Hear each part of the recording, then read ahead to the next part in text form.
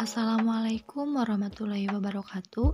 Kami dari kelompok 5, kelas pendidikan kewarganegaraan D, akan mempresentasikan bab 4 poin B, yaitu warga negara. Berikut adalah anggota kelompok kami, dan sebelumnya izinkan kami memperkenalkan diri. Perkenalkan, nama saya Hiva Nurafwa, NPM 203403145. Saya Nur Muhammad Irfani, NPM 203403191. Perkenalkan, nama saya Cynthia Brinita, NPM 203403030. Perkenalkan, nama saya Alfia Rahma Putri dengan NPM 203403189. Perkenalkan, nama saya Elisa Nurhayati Ahmad, NPM 203403197. Menurut Gemudok, warga negara adalah suatu hak untuk berpartisipasi secara utuh dalam kegiatan struktur politik, sosial, dan kehidupan kultural melalui pemberian ide, gagasan, serta dalam menciptakan bentuk-bentuk yang tepat di dalamnya. Adapun menurut A.S. Hikam, warga negara itu sebagai kumpulan anggota dalam suatu kelompok yang pada akhirnya akan membentuk sebuah negara sendiri. Menurut Kailan, dilihat dari segi hubungan antar warga negara, bahwa setiap warga negara memiliki kewajiban-kewajiban terhadap warga negaranya.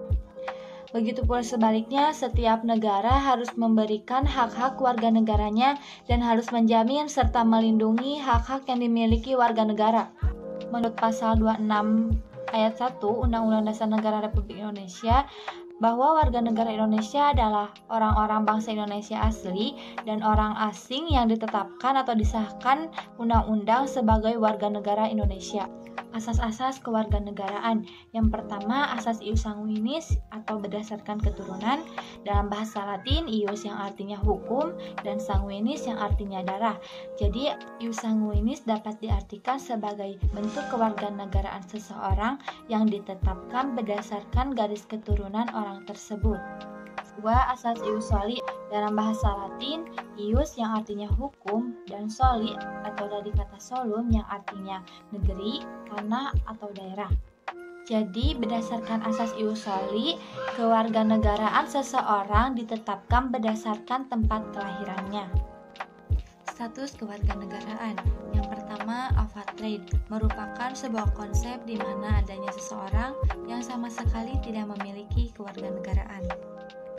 Misalnya, ada seorang anak yang lahir di negara yang menganut asas ius sanguinis, sementara orang tuanya berkewarganegaraan yang menganut asas ius soli.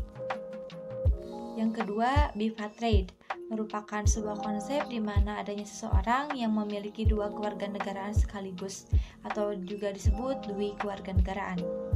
Misalnya, seseorang yang berketurunan bangsa yang menganut asas ius sanguinis tetapi telah lahir di negara yang menganut asas ius soli. Yang ketiga, multipatride merupakan sebuah konsep adanya seseorang yang memiliki banyak kewarganegaraan. Misalnya, ada seorang anak yang orang tuanya berasal dari negara yang menganut asas ius soli dan juga asas ius sanguinis, tetapi ia lahir di negara yang tidak menganut keduanya atau netral. Dalam menentukan status kewarganegaraan seseorang, biasanya pemerintah menggunakan dua sistem stelsel, yaitu aktif dan pasif. Stelsel aktif adalah bahwa seseorang untuk menjadi warga negara harus melakukan tindakan hukum secara aktif atau biasanya dikenal dengan istilah naturalisasi biasa. Stelsel pasif adalah penentuan seseorang tanpa harus melakukan tindakan hukum tertentu, artinya dengan sendirinya orang tersebut akan dianggap menjadi warga negara.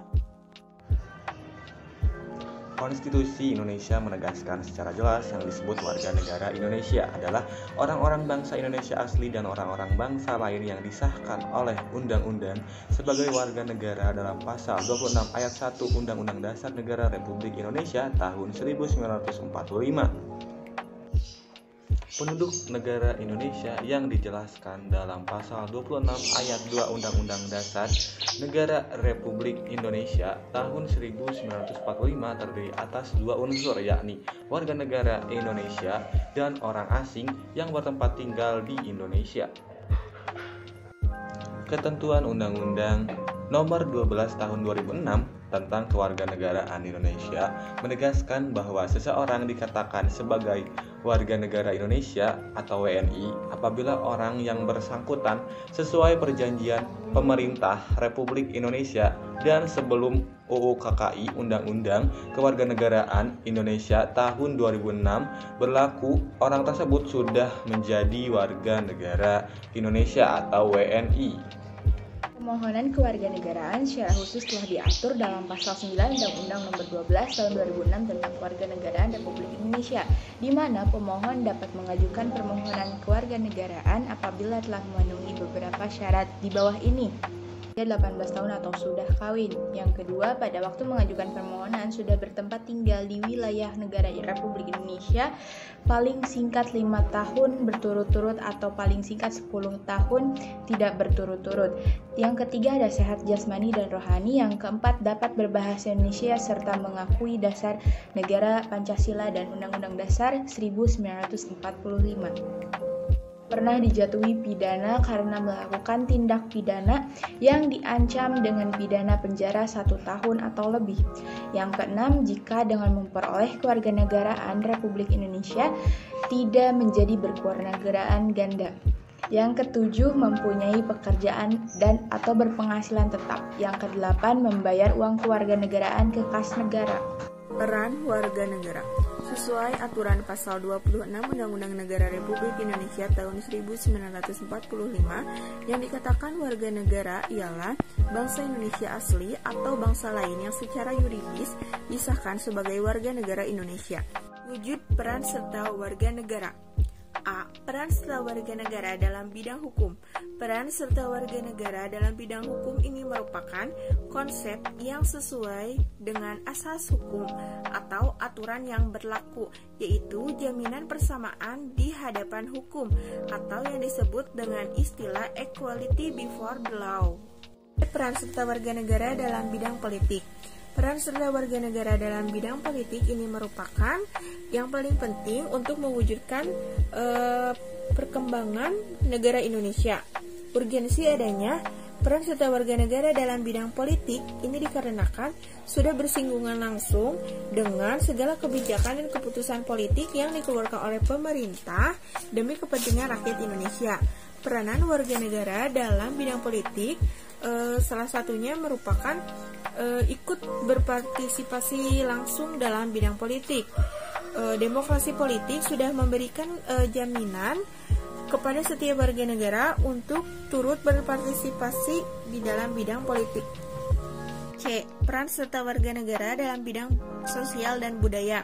Persamaan ini mengacu pada tidak adanya perbedaan-perbedaan status dan kelas di berbagai lapisan masyarakat yang mengakibatkan masyarakat mempunyai persamaan kedudukan, harkat, dan martabat.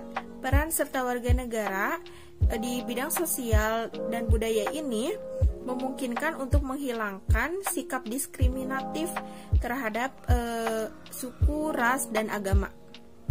D. Peran warga negara dalam bidang ekonomi. Beberapa perspektif yang dapat dilakukan diantaranya adalah mewujudkan pengembangan ekonomi Pancasila yang berlandaskan asas kekeluargaan, controlling kerja pemerintah mengenai kebijakan ekonomi, dan pembangunan sistem perekonomian nasional yang berlandaskan prinsip demokrasi ekonomi yang berkeadilan, berkelanjutan, dan mandiri. Hak dan kewajiban warga negara. Pengertian dari hak warga negara itu sendiri merupakan segala sesuatu yang harus didapatkan oleh warga negara dari pemerintah.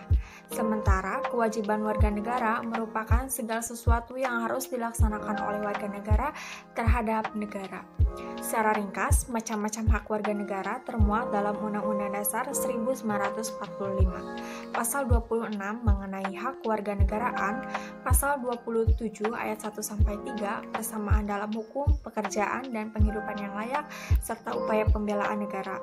Pasal 28 hak untuk berkumpul, Pasal 29 hak untuk beragama, Pasal 30 pertahanan dan keamanan negara, Pasal 31 hak untuk mendapatkan pendidikan, Pasal 32 kebudayaan, Pasal 33 perekonomian nasional, dan Pasal 34 mengenai kesejahteraan nasional. Dan untuk kewajiban warga negara itu sendiri, diantaranya adalah kewajiban untuk membayar pajak, kewajiban untuk menghormati hak asasi orang lain, kewajiban untuk mengikuti upaya pembelaan negara, serta wajib mengikuti pendidikan dasar. Contoh kasus pelanggaran warga negara, salah satunya datang dari Bupati Saburai-Jua terpilih yaitu Orien Riwukore yang memiliki kewarganegaraan ganda. Berikut cuplikan videonya. Masih ingat dengan sosok Bupati Saburai-Jua yang disebut berstatus warga negara Amerika Serikat? Setelah kasusnya mencuat, kini Mahkamah Konstitusi atau MK telah memutuskan untuk mendiskualifikasi Orien Riwukore sebagai Bupati Saburai-Jua terpilih. Kini proses pemungutan suara ulang akan segera digelar untuk memilih Bupati baru. Dari hasil pengumpulan data dan keterangan beberapa pihak, MK memastikan bahwa Orien memang masih berstatus sebagai warga negara asing, yakni warga negara Amerika Serikat.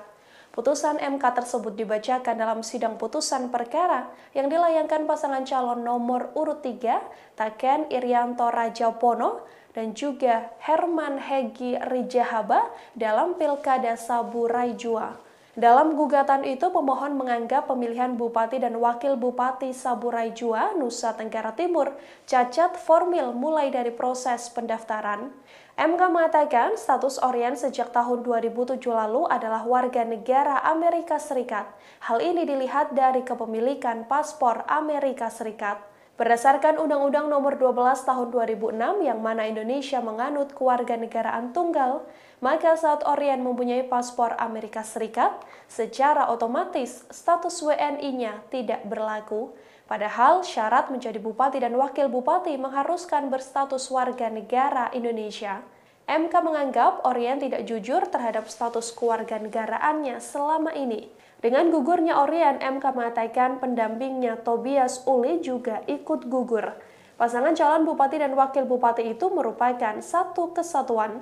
MK menuturkan KPU harus menggelar pilkada ulang dengan diikuti 2 calon dalam batas waktu yang ditetapkan. Polemik Pilkada Saburai-Jua sendiri bermula saat Bawaslu menerima email balasan dari Kedubes Amerika Serikat dan mengatakan bahwa Orien adalah warga negaranya. Padahal kala itu Orien terpilih menjadi bupati.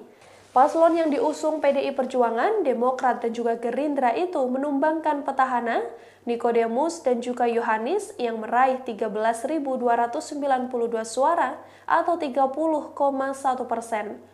Orien sebelumnya telah mengaku sudah melepas status warga negara Amerika Serikat pada 2 Agustus 2020, sebulan sebelum pendaftaran paslon pilkada melalui Kedubes Amerika Serikat. Namun, Kedubes Amerika Serikat kala itu dikatakannya belum memberikan respon atas permohonannya karena alasan pandemi.